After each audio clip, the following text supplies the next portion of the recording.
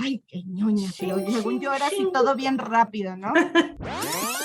Hola, soy la Chachis. Y yo soy Lucy Tornasol. Y esto es Síntesis Podcast. Síntesis Podcast. Las tesis más chingonas en español sobre temas de cultura pop traídas a ti en formato de podcast.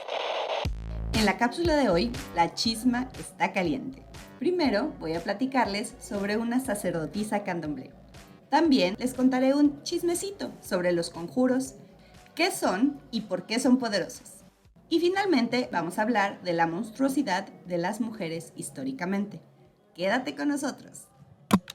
Yo conocí recientemente, ya la conocía por redes sociales, a una sacerdotisa candomblé de Brasil y pues he tenido la oportunidad de platicar con ella en persona, me ha compartido un poco de su religión, incluso me ha hablado de estos rituales. En su religión se usan animales, pero a la vez hay animales que no se comen, pero a la vez hay otro tipo de conjuros, y luego me dice que hay elementos en su religión y que hay muchas como escuelas dentro de la misma religión. Uno es que lo más gitano, luego otro es como lo más afro, luego otro es como más así. Entonces, es una religión que, bueno, a nosotros nos podrá parecer como exótica o diferente, o la otra, o sea, el otro, sí. Pero a fin de cuentas también hay una organización, hay escuelas de pensamiento, hay unos de no, nosotros somos más por acá, no, nosotros no matamos animales por convicción. Ella me contaba, yo por convicción, hay ciertas cosas de roles de género que estoy tratando de cambiar como sacerdotisa, o sea, soy sacerdotisa, pero pues incluso me hablo de cómo hacen la inclusión a trans o cómo no se hace, y ella me decía, no, yo estoy así totalmente a favor de que sean parte de la religión, y me molesta que entonces la norma diga que pues tienen que usar la falda así, o que no pueden usar falda, o que dice, entonces ella tratando de hacer sus modificaciones para adaptarlo según sus creencias, pero pues ajá, o sea, ese es para mí, ese es otro mundo, para mí ella me estaba hablando de algo que totalmente distinto, pero igual forma parte del sincretismo. ¿Sí? Interesante. Sí, le voy a mandar el podcast para que lo escuche. Ella sabe del proyecto, entonces le va a dar mucho. Ay, que nos comparta y que nos cuente algo y nosotros lo compartimos en redes. Sí, que nos haga un videito así, lo pasamos en redes.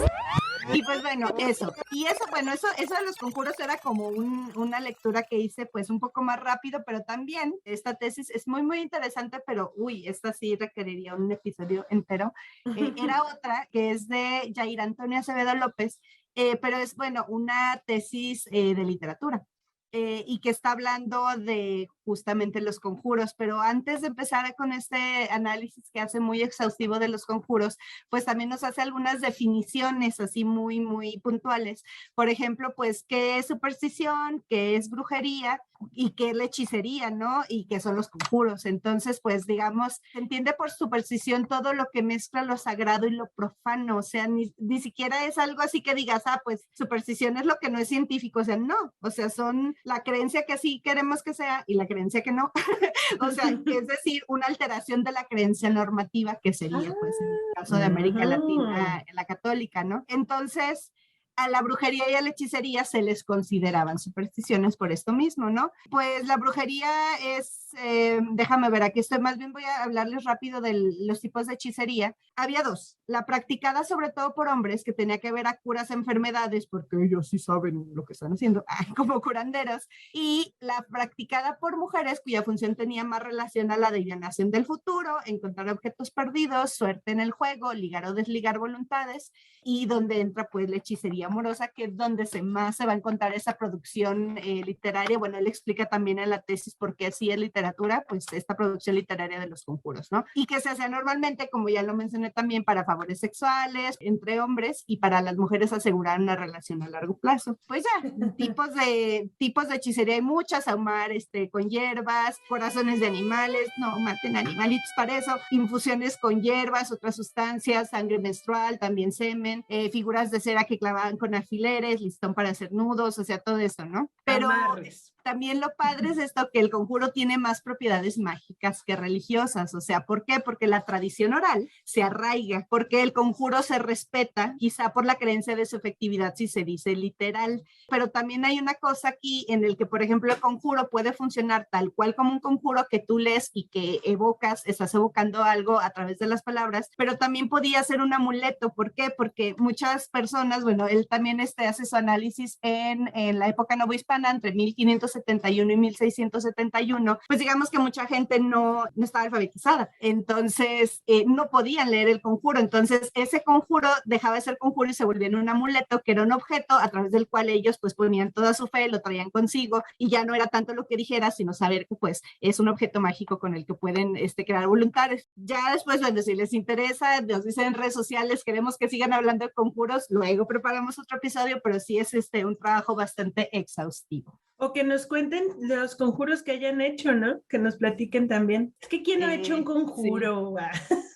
Y aparte, bueno, nosotros las millennials crecimos con jóvenes brujas y otras cosas más, ¿no? Entonces sí, la traemos ahí. Y hay conjuros que son populares, o sea, son más populares que otros. Algunas personas que no se interesan en estos temas los conocen porque son populares. El conocimiento mágico también es muy cultural y algunas magias o costumbres las aprendemos inclusive en las familias, aunque ahora me da la impresión de que hay así como una mezcla entre la religión católica y cosas que no son católicas, como por ejemplo, ¿cuántas abuelitas hacen limpias con huevo? Y hacen rezando Padres Nuestros, pero está el componente de usar algo de un animal para limpiarte energía mala, que eso no es católico, con la parte católica que es rezar Padres Nuestros, ¿sabes? El agua bendita. Hacer crucecitas, porque es así como que la fusión de con lo que crecimos la mayoría de los mexicanos, aunque he leído que otras partes de Latinoamérica también lo tienen, no sabía, pero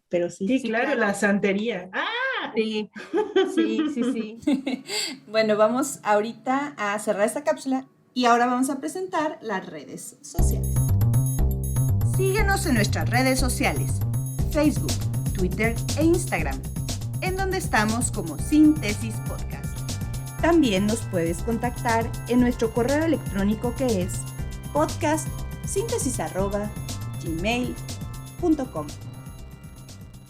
Esta tesis que traigo es de Yolanda Beteta Martín, de un doctorado interdepartamental de la Complutense, y el título está súper largo, pero lo voy a leer. Entonces dice: Brujas, Femme Fatale y Mujeres Fálicas, un estudio sobre monstruosidad femenina en la demonología medieval y su representación iconográfica en la modernidad desde la perspectiva de la antropología de género. La mitad de la tesis hace toda la teorización, que es de lo que yo voy a hablar. En la otra mitad ya se pone a hablar sobre precisamente la iconografía de esta mujer femme fatale, de la vampiresa en el arte. O sea, teóricamente al concepto que se va es a Bourdieu, ¿no? Bourdieu. Y el capital simbólico, la violencia simbólica y la necesidad de pues jerarquizar. Entonces, pues lo primero que hace es decir, bueno, ¿por qué es importante? ¿Por qué es relevante estar hablando de esto como un problema de género? Y pues sí tiene que ver con este capital simbólico, que puede ser económico, cultural, social, etcétera. Porque pues la sociedad necesita, para su jerarquización, pues se necesita categorizar, y Bourdieu lo plantea desde lo binario. Bourdieu. Entonces, si nos vamos al sistema de género, obviamente estamos hablando de pues mujer-hombre, y se reduce a toda la humanidad y a toda la diversidad y a todo lo que se pueda existir, a que eres esto o esto, ¿no? Y en ese aspecto, la mujer pues entra como ese ser salvaje que necesita domesticación, o domesticarse. Y pues bueno, ya estoy viendo las caritas. Estamos hablando como Claro. Pero bueno, ¿qué pasa entonces? Que la única manera de poder salirse de este sistema tan rígido, pues es transgredir la norma. Entonces es volverte transgresora. ¡Bruja! Para allá vamos, precisamente. Pero específicamente cuando aludes a la transgresión de las normas, no voy a dar más ejemplos porque ya solo lo estás centrando aquí, pues entonces al ya no seguir la norma social, pues ya no eres un ser de la cultura, ya no eres alguien que está adaptado al sistema cultural o social. Y pues, ¿qué es lo contrario de la cultura? Pues la naturaleza. Entonces, mientras más transgredas la norma social, más cerca estás de lo natural. ¿Y qué hay más natural que el animal y por lo tanto el monstruo, ¿no? Entonces, ese es el concepto de monstruosidad, que a mí me parece bellísimo que hay una categoría que se llama estudios de monstruosidad. Y entonces el monstruo es lo socialmente indeseable, o sea, es lo que no se espera, pero también tiene una función, o sea, ni siquiera es que al transgredir tú te sales de la norma, o sea, al transgredir te vuelves en el sujeto de el castigo, entonces de, híjole, es que si no sigues la norma vas a terminar como el monstruo, y es señalar con el dedo al monstruo y está mal el monstruo, y ahí es donde entra la bruja, precisamente, ¿no? Sí. Entonces, pues vas en contra de la estructura social, cita ahí a varias, bueno, a un filósofo que también no sé si lo va a pronunciar bien, es George Callingham, y bueno, también cita Freud, y pues Freud no habla tanto de de la monstruosidad per se, sino que habla de lo siniestro, que es entonces pues esta parte inconsciente de nosotros en las que está luchando nuestro deseo por algo, pero a la vez el temor de hacerlo, porque sabemos que no se acepta, pero lo tenemos ahí pulsando. Entonces en la mujer, en la bruja y en la femme fatale y todos esos personajes que mencionaba en el título, pues es la pulsión sexual, ¿no? Entonces la mujer sexual... Sí, porque eso no, eso no es natural. Eso no es natural. Y, comillas, ojo, porque castra a los hombres. Hablando de al pipi de energy. Entonces, ¿cómo el deseo sexual de una mujer hace menos al hombre? Está, bueno, pues ya sabemos. Sí. Que estamos aquí hablando en cosa muy teórica, no estamos diciendo, ¿te acuerdas, Juanito? No, o sea, no, pero es, o sea, históricamente es completamente cierto. Sí. Es lo masculino tiene que ser el que desea, lo femenino tiene que ser el que se deja. Entonces, ¿cuál es el sujeto sexual femenino? Pues uno, el que tiene iniciativa. Voy a dar así poquitos ejemplos, pero bueno, todos podemos pensar en varios. La que tiene iniciativa sexual, la lesbiana, porque pues no está teniendo sexo para tener hijos. La que no tiene instinto maternal, porque entonces también ¿cómo? Y también, curiosamente, la que tiene conocimientos catalogados como pertenecientes a los hombres. Entonces, todo eso es la bruja. O sea, todo lo que transgrede, todo lo que transgrede. Sí, ajá, bueno, más bien estas son las transgresiones de la mujer no normativa, ¿no? Sí. Entonces, pues, ¿qué tipo de monstruos empiezan a aparecer con esto? Pues las vampiras, las sirenas, las arpías, las empuzas, las amazonas, las prostitutas, las bebedoras de absenta, etc., etc., etc. Entonces eso se va manifestando en la literatura, luego ya se va por ejemplitos, dímelos. No, y pues eso nos lleva, o sea, precisamente a entender otra vez la definición de bruja, ¿no? O sea, que es una, o sea, creo que esa significación y más bien, no significación, bueno, también, pero definición y percepción de las brujas, o sea, es atemporal. O sea, desde el momento en el que estás hablando de una transgresión de la normatividad, pues entonces puedes encontrar brujas en cualquier momento, ¿no? Sí, claro. Sí, y bueno, y aquí estamos hablando, como desde el principio lo aclaramos desde la primera parte del episodio, pues estamos hablando de Occidente, ¿no? O sea, ejemplos de Occidente, todo. Entonces, bueno, ya va hablando de varias, pues, ejemplos de esto, y pues el primero es Lilith. Claramente. Sí. Ajá. Entonces dice, bueno... ¿Pero quién es Lilith? La primera mujer en la historia de la iglesia. Se supone que... Mujer bíblica. Mujer sí, monstruo, pues porque es verde y escamosa. Ajá. No, y que no aceptó ser inferior a Adán. No aceptó, imagínate así, la primera que quiso igualdad es monstruo. Ajá, y bye y borrada de la Biblia, no existes, ajá. Entonces, pues, esa es Lilith, ¿no? Como, pues, no sé si llamar arquetipo, no sé, personaje, bueno, es eso. Pero bueno, o sea, Lilith durante la Edad Media va sufriendo cambios en sus características, ¿no? Entonces, a lo mejor al principio era pues una simbología, pero luego se fue volviendo más lasciva, más nocturna, más sangrienta, que termina siendo de Lilith un ser demoníaco que se alimenta de la sangre de los recién nacidos. Si le suena por ahí algo, no voy a decir a qué, pero ajá, se come a los bebés, ¿no? Pero es eso, o sea, cómo Lilith se va transformando. Luego habla de las empuzas, que yo no sabía lo que eran. Las empuzas son mujeres que también, justo por eso les decía, pertenecen a la mitología griega, aparece por primera vez en una de las comedias de Aristófanes que se llama Las Ranas, y pues realmente se originó en Palestina, o sea, como que el mito fue viajando, llegó a Grecia, pero eran estas mujeres que se transformaban en animales domésticos, entonces esas eran las empuzas, y se caracterizaban porque tenían una pata, si no mal recuerdo, porque no lo noté, de cobre, entonces se supone que así las reconocías. Esas son las empuzas. Luego vienen las vacantes, entonces son las mujeres, Eurípides es quien las menciona, mujeres devoradoras que despedazaban y comían animales vivos, niños e incluso hombres. Luego están las sirenas, que bueno, aquí no me metí muy a fondo, pero sabemos que las sirenas, depende de la mitología, pues es la que es mitad pescado, mitad mujer, pero también son mitad ave, mitad mujer. También las ponen como unas seductoras, que pobrecitos hombres, y pues que ahí están, ¿no? También con características sexuales. Y hechiceras, ¿no? O sea, como de, ajá, que pueden... Sí, con la voz y con su canto, sí. Sí. Y luego están las esfinges, que a lo mejor la esfinge ya no tiene que tanto que ver con la seducción, pero es una mujer con cuerpo de león, ¿no? Y es fuerte, o sea, es fuerte y pues la fuerza es lo que viene a dar. Luego están las amazonas, que son pues guerreras, que siempre están viviendo a las afueras de donde está el pueblo, o todos están lejos, no están adentro de la sociedad, otra vez volviendo a Bourdieu, no, están afuera. Bourdieu. Y quienes huyen del matrimonio y castigan y pues eso, a los violadores y a los asesinos, ¿no? Entonces esas son las amazonas y son un arquetipo o una representación, no sé si estoy usando el término correcto, que pues obviamente alude a la castración masculina. Ay, pues, o sea, ya lo sabíamos, ya lo sabíamos, pero que se plantee de esta manera, el que se analice, el que hagamos la conciencia, o sea, no deja de sorprendernos, la verdad. Sí, definitivamente. Y bueno, y esto a mí me hizo acordarme de un libro mientras lo iba leyendo, ya obviamente después lo menciono y por eso pues lo volví a anotar, que es El miedo en Occidente de Jean Delumeau. Y pues en este libro él habla de varios miedos que se tenían en la Edad Media, un poco teoriza sobre el miedo, pero sí tiene un capítulo dedicado al miedo a la bruja y pues se mete a hablar del Malleus Maleficarum. El Malleus Maleficarum nace a partir de unos monjes que se ponen a recolectar documentos, se ponen ahí a buscar así como definiciones de que entonces cómo encontrar a las brujas, y es el documento perfecto del que se va a agarrar pues ya el poder católico o digamos cristiano para entonces empezar a hacer esta como cacería de brujas, ¿no? El libro fue el pretexto. Como el libro de reglas, sí, de aquí dice, no lo hagan.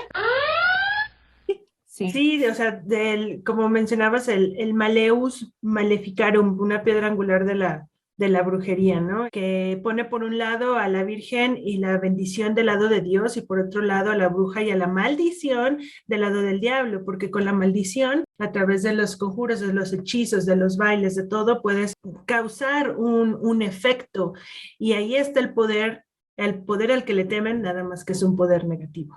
Michelet en La Sorcière, en término francés, habla también de esto, pues es que era el tema, pues era el momento en el que se estaban desarrollando estos temas y sitúa a la mujer en una especie de no lugar y se refiere la mujer bruja, se refiere a ella como liminal, es decir, que no está ni en un lugar ni en el otro. Y ya sabemos que, bueno, nos referimos a esta parte normativa de la que hemos venido hablando, pero también en términos incluso, pues, como de existencia, de ontología, de metafísica, en términos filosóficos, pero también, pues, de este mundo sobrenatural, ¿no? Entonces, precisamente la mujer per se ya tiene ciertas características liminales en tanto que puede, por ejemplo, engendrar vida, en tanto que menstrua y tiene todas estas cosas que ya hemos mencionado que les parecen a ciertas personas, ciertas sociedades y ciertos hombres les parecen extrañas.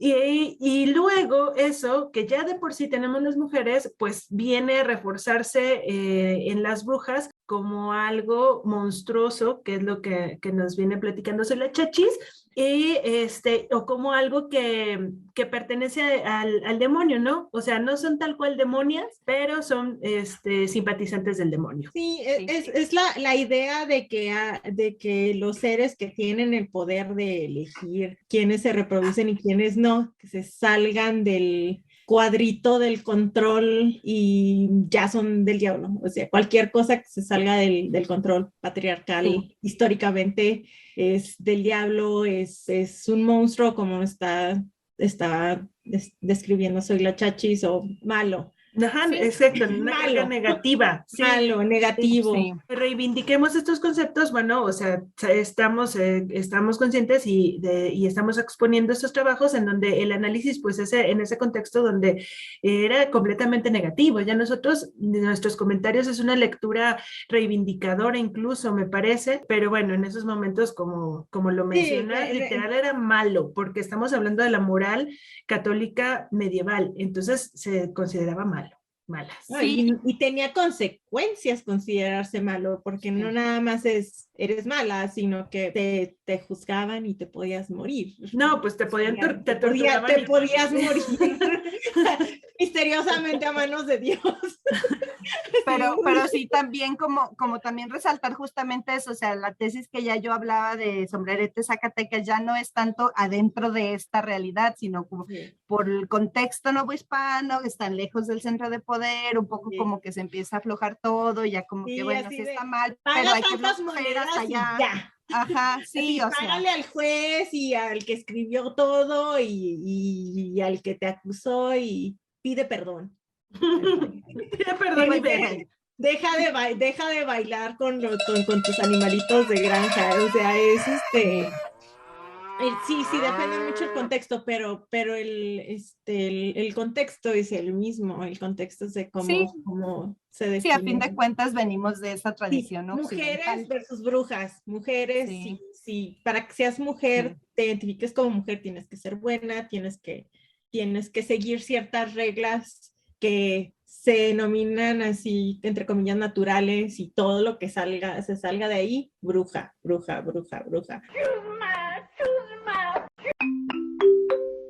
Y bien, eso fue todo por el día de hoy. Agradecemos muchísimo su atención y para saber de qué se va a tratar el próximo episodio, quédense aquí. Próximo episodio. Tesis sobre lo kawaii.